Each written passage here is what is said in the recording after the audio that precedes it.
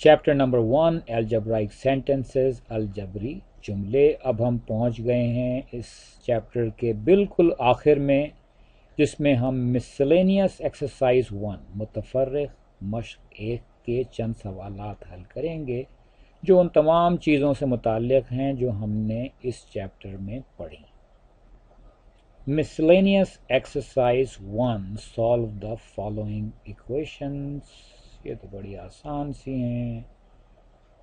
मेरे तौर पे y को दोनों तरफ मल्टीप्लाई कीजिएगा, ये भी कोई ख़ास मुश्किल नहीं है, ये भी बड़ी आसान सी हैं।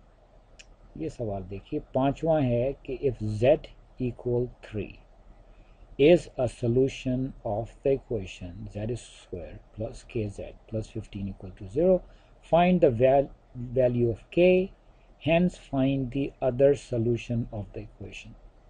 अच्छा, ये बात तो आपको मालूम होगी कि क्वाड्रेटिक इक्वेशन जब होती है तो अमूमन उसके दो डिस्टिंक्ट सोल्यूशन होते हैं, दो x की वैल्यू के लिए वो इक्वेशन सही होती है। तो उन्होंने कहा है कि एक वैल्यू तो आपको दी हुई है, अब उन्होंने कहा है कि आप z मालूम करें।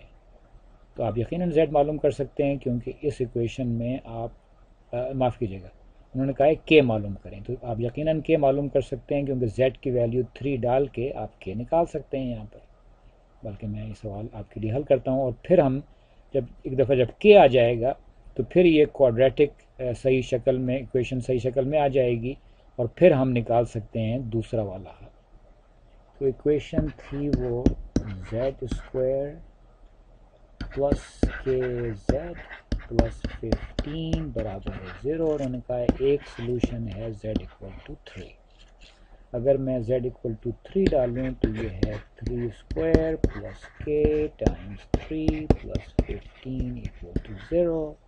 ये आ गया 9 plus 3k plus 15 equal to 0, और ये आ गया 3k प्लस 15 और 9 24 इक्वल टू 0, और आ गया ये 3k बराबर है -24k, और दोनों तरफ अगर मैं 3 से डिवाइड कर दूं, ये आ गया k बराबर आ गया -8।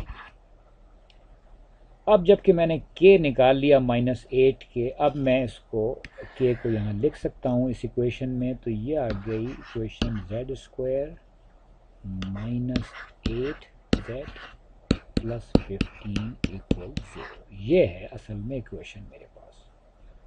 और अब मैं इसका दूसरा रूट मालूम कर सकता हूँ। वाज़ेह रहे कि एक रूट तो उन्होंने बता दिया था आपको, जिसकी मदद से मैंने k निकाला।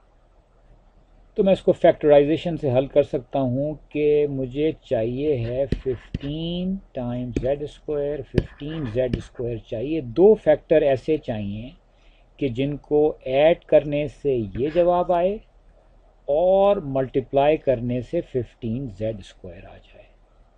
तो यकीनन वो हैं 5 और 3, 5 और 3 8 होते हैं, लेकिन दोनों माइनस के साथ, ताकि -8 जवाब आए। तो z square -5z -3z plus 15 equal to 0, और मैं अगर कॉमन निकाल लूँ तो z -5 -3z -5 इक्वल टू 0। ये आ गया z -5 times z -3 equal to 0। और इसके दो हल हो सकते हैं, या तो z -5 0 हो या z -3 0 हो। ये हल मुझे पहले से उन्होंने दिया हुआ था कि z बराबर है 3 के, और दूसरा हल ये है कि z बराबर है 5 के। और आप हर दफ़ा जब आप हल निकालें तो आप इन वैल्यूज़ को ओरिजिनल इक्वेशन में रख के देख भी लें कि आया इक्वेशन बिल्कुल ठीक है इन वैल्यूज़ के साथ कि नहीं है। आइए ये देखते हैं सवाल number 9। The length of a rectangle is 5 centimetre longer than it's width and its area is 66 centimeter square. Find the perimeter of the rectangle। यानी मेरे पास कोई एक रेक्टेंगल है जिसकी एक लेंथ है, ये विड्थ है, तो यकीनन एरिया बराबर है लेंथ टाइम्स विड्थ। اور پیریمیٹر جو ہے وہ یہ ہوتا ہے کہ اگر آپ اس کے ساتھ ساتھ چلتے جائیں تو آپ کتنا فاصلہ طے کریں گے، تو وہ ہے L + W + L + W، یعنی 2L + 2W۔ لیکن یہ باتیں بعد میں آئیں گی، پہلے انہوں نے کہا ہے کہ جو لینگتھ ہے اس کی وہ اس کی وڈتھ سے 5 سینٹی میٹر زیادہ ہے۔ اچھا آپ سمجھیں کہ ہر چیز کو ہم سینٹی میٹر میں ہی کر رہے ہیں تو ہم بھول جائیں کہ سینٹی میٹر نہ لکھیں، ہم کہیں گے کہ L برابر ہے W + 5، یعنی وڈتھ کے اندر میں اگر 5 جوڑ دوں تو اتنے سینٹی میٹر جواب میرے پاس آ جائے گی لینگتھ۔ پھر انہوں نے کہا ہے کہ جو ایریا ہے وہ ہے 66، یعنی کہ لینگتھ ٹائمز وڈتھ 66 ہے۔ یا میں کہہ سکتا ہوں کیونکہ مجھے انہوں نے کہا ہے کہ لینگتھ برابر ہے W + 5 کے، تو میں لکھ سکتا ہوں کہ لینگتھ ٹائمز وڈتھ برابر ہے 66 کے، اور یہاں پر میں لکھ سکتا ہوں L کی جگہ W + 5 ٹائمز W برابر ہے 66، تو یہ آ گیا W² + 5W برابر ہے 66، اور یہ آ گیا W² + 5W - 66 = 0۔ اب مجھے دیکھنا ہے کہ 66 کو ایسے میں کروں کہ دو چیزیں ایسی ہوں جن کو ملٹیپلائی کرنے سے آ جائے -66W²، اور فیکٹر ایڈ کرنے سے آ جائے 5، تو یقیناً وہ 11 اور 6 والا معاملہ ہے، تو یہ ہو سکتا ہے W² پلس مجھے مائنس یہ والی چیز پلس میں چاہیے تو اس میں پلس یہاں پر لوں میں اور مائنس لوں چھوٹے والے کے ساتھ، تاکہ دونوں کو ایڈ کرنے سے پلس ہی آئے۔ اور باقی سوال میں چاہوں گا کہ آپ خود ہی حل کریں، اس کو فیکٹر کچھ رہ نہیں گیا اس کے اندر۔ اس میں خاص بات یہ ہے کہ ایک فیکٹر آ رہا ہے میرے پاس W + 11 = 0، اور W آ رہا ہے -11، تو یہ تو حل نہیں ہے۔ اس کی وجہ یہ ہے کہ وڈتھ میرے پاس نیگیٹو نہیں ہو سکتی، تو صرف دوسرے والا حل ہے جو کہ بالکل صحیح بیٹھے گا، اور وہ حل آپ کے پاس نکلے گا کہ وڈتھ برابر ہے 6 کے۔